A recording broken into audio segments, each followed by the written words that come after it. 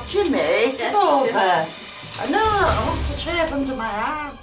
The first episode of It's Me or the Dog was filmed over a decade ago in 2005.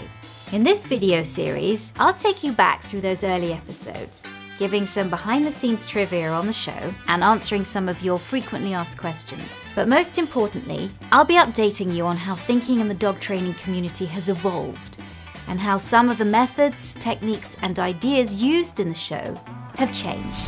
What will Victoria make of the two Labradors that are making life hell for Dave and Angela, Katie and Chris? They definitely rule the road. Control, yeah. No! They got 3-year-old Duke as a naughty puppy. But when 1-year-old Jimmy arrived from a rescue shelter, the excitable dogs took control. Jimmy was supposed to be a surprise for my 40th birthday. It was the worst surprise I've ever had, actually. I love Labradors. My first dog was a Labrador. She was a rescue, and he had her for 11 years. But Labradors are highly energetic, and if you don't channel that energy in the right way, well, they're just gonna be dog. It's just that they're big, and that's a lot of dog, and a lot of things can go wrong. He gets really excited and he starts peeing on the floor. Oh, Jimmy. He has actually rolled onto his back with his belly in the air, and he's actually peed in somebody's eye. Jimmy, go in there now! Since Jimmy arrived, it's been like hell. Thank you. Jimmy is literally destroying their home. He's actually chewed and eaten the coals off the fire. Remote controls for TVs. Footwear, boots, shoes. That's rude! Trained, Labradors can guide the blind safely across the road. Untrained, these two are an accident waiting to happen. Taking the dogs for a walk is worse than a nightmare.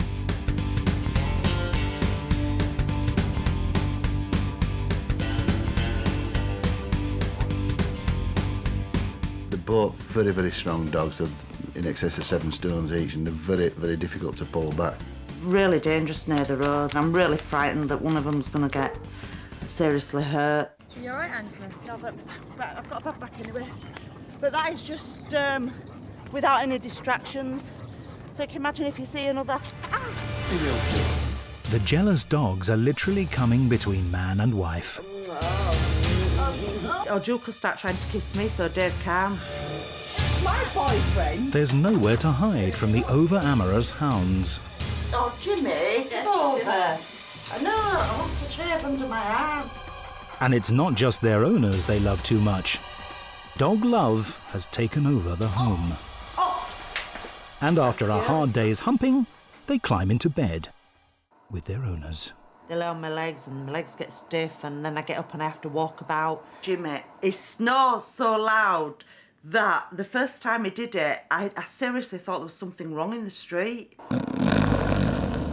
It was coming from the bottom of our bed. Lots of dogs snore. And snoring in itself is not a problem unless it keeps you awake. Social sleeping is actually really important for bonding. If you're fine with just a slither of space for you in the bed whilst your lab takes up the rest, then have at it. But if not, then set up a bed outside. Maybe have a baby gate so you don't shut the door completely and shut your dog out, so that your dog can be close to you, but not taking up too much space. Hello, you've got my toe in there. The dogs are dominating Angela and Dave's lives 24 hours a day, and the strain is taking its toll. Did he hit your hand? Hit me. Joy. It's not fair on the kids, it's not fair on Dave and I and our relationship. They certainly do put pressure on our relationship, because if I come home and Angie's had a bad day with the dogs, it can cause friction. Jimmy, no, that's rude. Go away. Go away, Jimmy. My dad and Angie sometimes argue with what the dogs do, then it puts us all down then. They do drive you up the wall. I can see the torment that it's causing Angie. A lot more than me. Things really cannot continue as they are. Victoria's spent 10 years taming dogs on both sides of the Atlantic. Her training is the family's last hope, but will they be up for it? I started my dog training career in London, And then I had my 2 businesses in Manhattan and in New Jersey. I wanted to be able to give information out on a much larger scale to say, hey, if you've got a behavioral problem with your dog, you don't have to relinquish it to the shelter. And here are some things that you can do to be a responsible pet owner. One evening, I remember as a new mum, my daughter was about 8 months old, and I sat down and I watched the first episode of The Super Nanny. And I go, oh my gosh, that's it.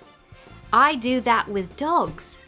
So I ran downstairs, I wrote a treatment, and a treatment is about a page's worth of an idea, and sent it to the producers of The Super Nanny. The next day, they called me. We filmed with a family that I was actually working with in New Jersey that was a very It's Me or the Dog type of family, and they had lots of cats and dogs and children. And we made an 8-minute video called Super Trainer.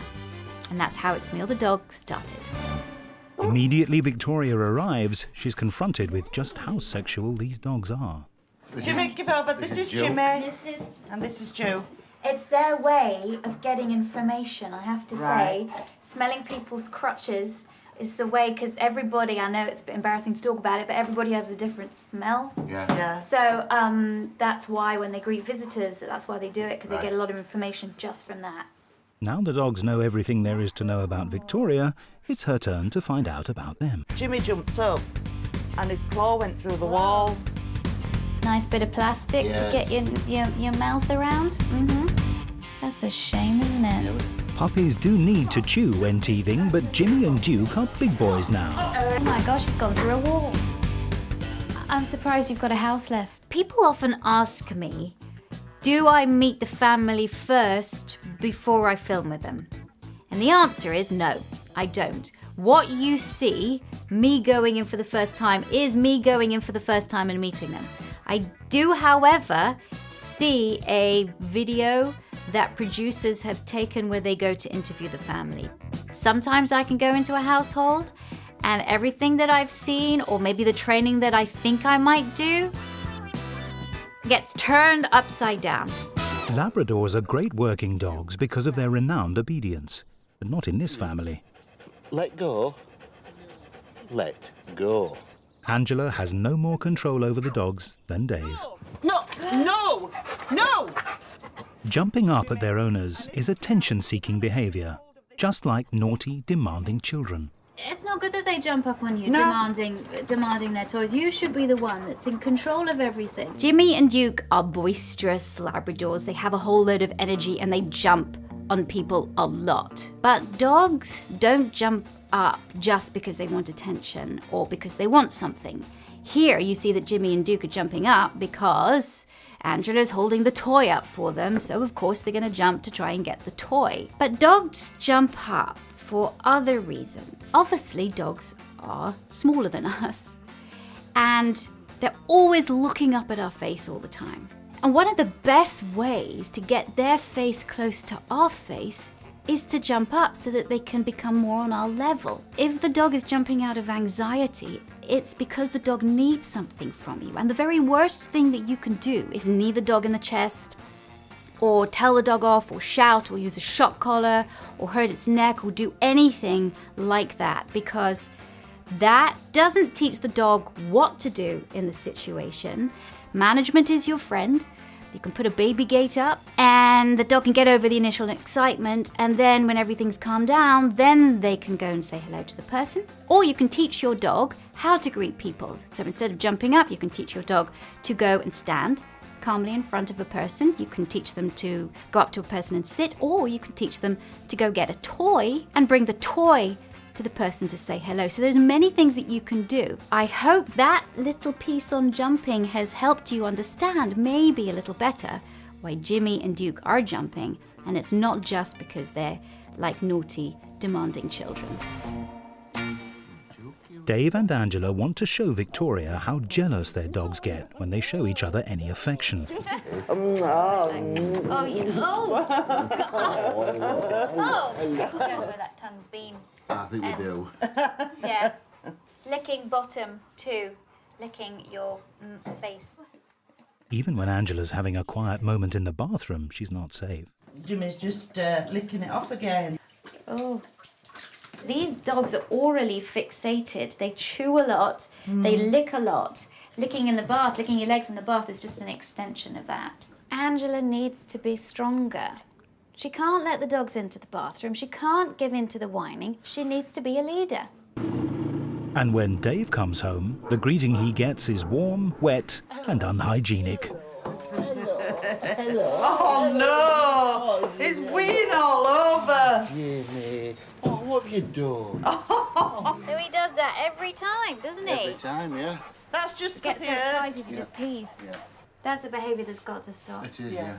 Otherwise soon you're not going to have any visitors to your home. No. Because they don't want to have pee all over them. No.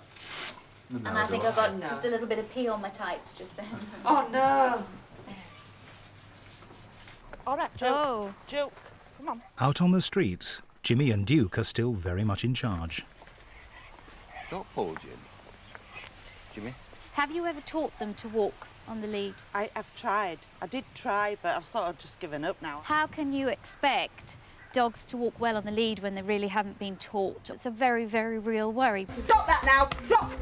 Now Victoria has seen how badly behaved the dogs are with their owners, she wants to see if she can exert any control over them. Sit. Watch me. The Watch Me command is used to focus your dog's attention onto you in order to maintain control and establish your role as leader of the pack. Watch Me is a great cue to get your dog's attention, but does it really establish your role as pack leader? The whole idea of pack leadership is based on flawed research. Researchers wanted to study wolf behavior. It was very, very hard, and it is very hard still, even with modern technology, to study wolf behavior in the wild. So what they did was take wolves from different packs, put them into a confined area, and watched how they interacted. Are you going to see a true picture of what a true pack is, which is mum, dad, and offspring? Or are you going to get a lot of confusion, a lot of challenges, and potentially violence? Well, that's what the researchers saw. As they were watching it, they thought, well, a lot of the stuff that we're seeing between these wolves, we can use with our domestic dogs because dogs are descended from wolves. These very scientists that did that research have changed their minds, apologized for the findings now that have sort of set people into this whole wrong idea of pack leadership and pack this and pack that, causing such confusion. So put that whole idea of pack leadership behind. You're going to teach them the skills with which they can be successful, and you're going to set yourself up as a teacher rather than a pack leader. Good boy. These are boisterous, naughty dogs, but they're very intelligent. And I've shown that because in a minute, I've got them under control. Victoria has no problem keeping these dogs in line, but can she pass on her skills to Dave and Angela? Right. Dogs don't speak English. They talk dog. Dogs respond really well to vocal tone and pitch. A lot of people shout at their dogs, "Stop it!" or "No!" Okay? I'm going to teach you a better vocal correction. When dogs tell each other off, it's a kind of, ah. I do exactly the same. Ah. Just a short, sharp vocal noise that is almost like a shock. Whoa, it's a distraction. It's no physical hitting, there's no shouting, but it's got to be hard, punchy, short and sharp. Beautiful. Vocal corrections can be used at times, but you have to use them sparingly, because if the dog's so used to hearing it, when and if you really have to use it in an emergency, if your dog's heard it all the time, it doesn't mean anything. As I've evolved as a trainer, I spend less time correcting dogs and more time teaching dogs what to do. So in terms with Jimi and Duke, instead of doing those vocal corrections all the time, I'm going to teach them what to do so I can set them up for success so I don't have to expend so much energy saying ah. Ah. Perfect. Could do a bit better. Beautiful. I'm also going to teach you how to give the look. The look. The I mean business look. I mean I really mean business look. No bull. I mean business look. They know it comes from you. They know that you mean business. They know to back off. It's not long before the family have to bring their training into action. Oh, we got a bit of humping here. Do you know what? This isn't just a sexual thing. This is also a dominance thing. Is it? Yeah. I Well, mean, it's they're very both. embarrassing. Yeah. I want you just to use that training. More punchy, more punchy. Try it one more time. Good, good, fantastic. Do you see how that worked? Brilliant. When your dog responds to a correction, tell them good boy. That's it. Oh, lovely. Always give feedback. Jimi and Duke hump each other a lot. They also hump other people, especially guests that come into the home, especially kids. You hear me say that humping can be a dominance behavior. That is absolutely true. There's a lot of other reasons why dogs hump, and so I wanted to tell you a few of those now. Like jumping up, humping can be a way of controlling environment. Because you're uncomfortable with the change of environment, you're uncomfortable with people that have come into your home. Humping occurs when dogs are really excited, when they want to say hello. Humping is fun. It can be a real habit. It can be a great communicative tool. Humping is a great way of getting attention, because there's many different reasons why dogs hump, not just because they want to dominate. Angela can use Victoria's training to stop the dogs humping each other, but can she stop them doing it to the family's visitors? So when your friends come, just say, please ignore the dog, and if the dogs jump up, turn your back. Okay, let the dogs out, just say, tell them now. Just ignore dogs. If they jump on it, you just turn your back on them. That's it. Just walk through, lovely. So far, so good. But a few minutes later, Duke can't control himself. Duke! Leave it! Duke! That's not... Angela fails. Victoria has to step in. Duke! Leave it! We've seen some sexual behaviour by these dogs. I mean, they're like two young men. They're fueled with testosterone. Basically, they want to get laid. You can see throughout the episode that I use quite a lot of very harsh vocal corrections. In this instance, when Duke was jumping up on the child, I had to get Duke off. In terms of me going to a client's home, it's important for me to see the behaviour, what just normally happens. And so we want to be able to show the viewer the normal behaviour of just what happens every day. But what could I have done differently as a trainer? If I put my trainer hat on, I would not allow the dogs access to the kids when the kids were around. I would have the dogs behind a baby gate in another room, very comfortable with toys, hanging out, so that I wouldn't set my dogs up for failure by having these kids so that they could rehearse the humping behavior. So I can manage the environment, set the dog up for success, and whilst I'm doing that, I can teach the dog what to do so that one day I'll be able to put dog back with kids again. Dog's not gonna hump, kids are gonna be able to run around and have fun, and the situation is gonna be resolved. Dog behaviour expert Victoria Stilwell wants to be certain Dave and Angela take her training seriously. She's brought them to a rescue shelter to show them what happens to dogs whose owners don't shape up.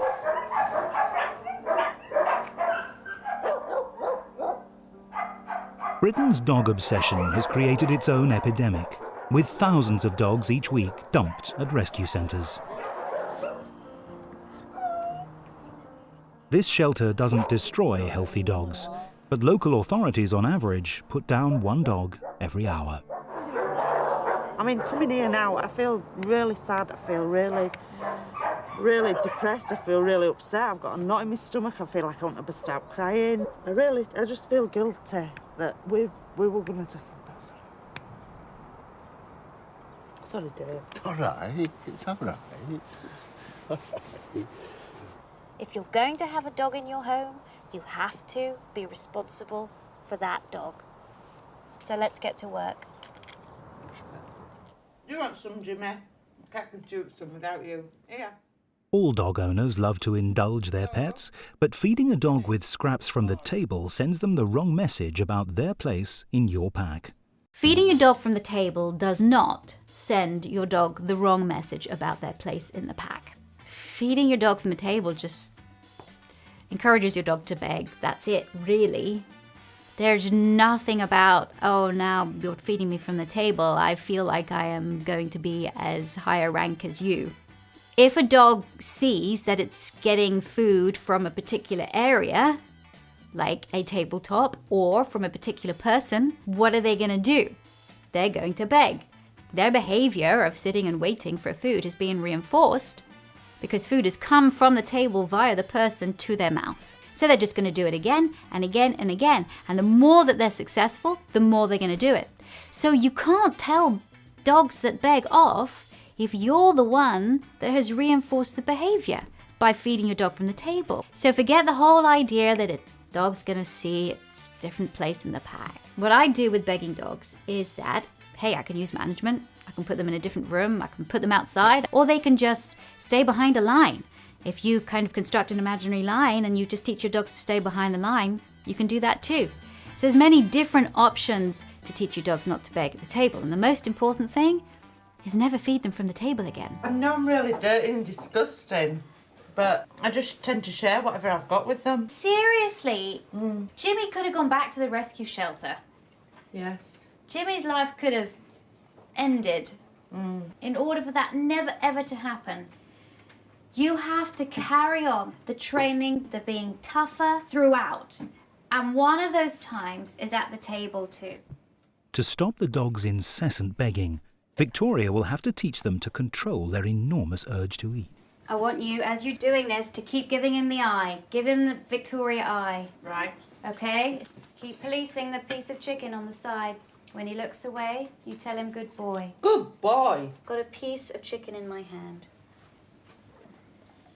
I'm going to let Jimmy sniff it and smell it.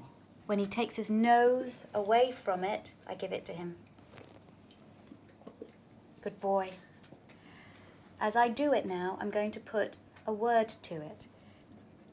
Leave it. Good boy. Good boy. Leave it. Good boy. Next up, it's Duke's turn. Good boy. What a good boy. Leave it. Victoria's taught the dogs to keep their distance from their owner's dinner. Good boy. In fact, she's solved all the problem behaviour that wasn't down to testosterone. Her baby gate has banished the dogs from the bedroom. Back. By communicating with body language, they're off the sofa. Good boy. Jimmy, drop. And because Victoria has introduced rewards, they're giving objects back to their owners for the first time. Next on Victoria's agenda is stopping Jimmy urinating on Dave. As soon as he hears the motorbike, he gets very excited because Daddy's coming home. Yeah. And then you're giving him so much attention, you're going, hello, that he can't contain himself, so he just pees. It's called excitable pee. Stop the peeing. Yeah. You now have to change your behaviour. Instead of fussing him when he greets you, this is going to be hard, but I want you to ignore him. Okay. I want you to ignore him and just to walk in. Say hello, but ignore. Hello. And walk in. That's it, just walk in. Now you can give him a little pet. Just don't fuss him though, just a little quick one. That's it. Lovely. What's for tea? This has been an instant result. So as long as he stands back from him and just praises the calm, it's going to be fine. So we no longer have this and this decorating the entrance to the door. It's the first time Jimmy's managed to contain himself. The reason why Jimmy urinated when people came through the front door was, I think, a mixture of excitement and a tiny little bit of anxiety. But Danny S has asked a question. She has a Labrador, gets very excited, and when the lab gets excited, she can't train it. Dogs are learning 24/7, just as people are learning 24/7. Can you make it like this isn't a session, this is sort of an everyday part of life? Because sometimes when you do a dedicated training session, that's the time you bring out the treats. That's the time you bring out the toys. And then dogs get so excited, they can't even think. So maybe you can use a lower value toy, a lower value treat, or maybe don't even use these reinforcers at all. use something like a life reward. And you'll find that dogs that are very smart, they're going to work it out really quickly. If I kind of calm down a bit and just stand calmly or sit calmly, my leash goes on, we go for a walk, or the door opens and I go outside to play in the garden. I think the excitement will lessen if your reinforcers are not as exciting. But despite all Victoria's good work, the dogs are still humping non-stop. Angela hates letting the dogs off the lead because she can never persuade them to come back to her. Now, there we go. If you run after him, he thinks you're chasing him. Yes. But if you run away from him and you make a noise like, "Wah! Wow," something like a really big distracting noise, he's more likely to come. Duke! Good boy! Yay! Yay! Recall has worked perfectly with Jimmy, but Duke has smelt a bitch, and even Victoria can't get him back. This is out of control, so... Oh dear. Are your dogs females? That's your naughty brother, isn't it? With one very, very cross Victoria. Oh dear. That was a bitch. Yes, I thought it was. This behaviour in the park just confirms to me this is the testosterone problem. Duke especially smelt that bitch from miles away and ran and just would not leave her alone. She was coming into season and he was very attracted by that. The solution is not just training, it's also neutering. But Victoria still needs to convince Angela and Dave. Neutering can prolong their life because it can make them healthier. It makes the risk of testicular cancer 0. And they don't have this testosterone going through them all the time. You know, this desire to go out and find a mate. I think it's the testosterone in me that's Yes. stopped me having them done before Yeah. now. I don't want to see me little dogs walking No. around without the bits. No. What if they were your dogs? What would you do? Oh. If they were my dogs, I would have them neutered. It was a little bit Victoria leaves with Jimmy and Duke's plums hanging in the balance. It's just removing a body part, isn't it? I mean, some people might not like them, but I think they're lovely little plums. But the dogs' rude behaviour makes their minds up for them. I think your gonads are going to have to go.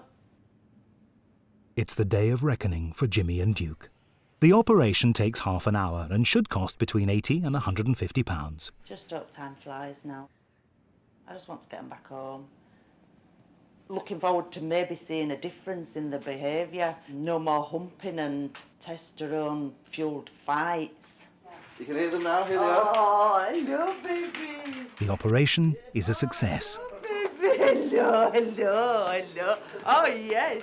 and both dogs are soon on the mend. Decided to get them a get well card. Lie down, rest and heal. Hope you feel better soon. There you are, Duke. That's for you. Good boy. Oh, Duke wants envelope as well. One of the most common questions I get asked is about neutering. Should you neuter your dog, especially if it's showing sexual behaviour? My advice is check with your vet first and never do anything without their advice. And if you don't like their advice, gain a second opinion and even a third opinion about whether you should neuter your dogs. But find out why the behaviour is happening to begin with.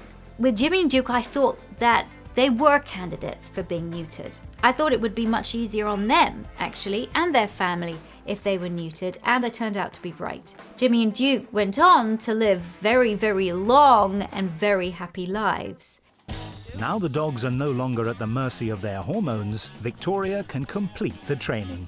I know that one of your big problems has been getting the dogs to come back to you when they're off the lead. So today what we're going to do is we're going to practice your recall. They begin with 50-foot training leads so they can gradually increase the dog's freedom to roam.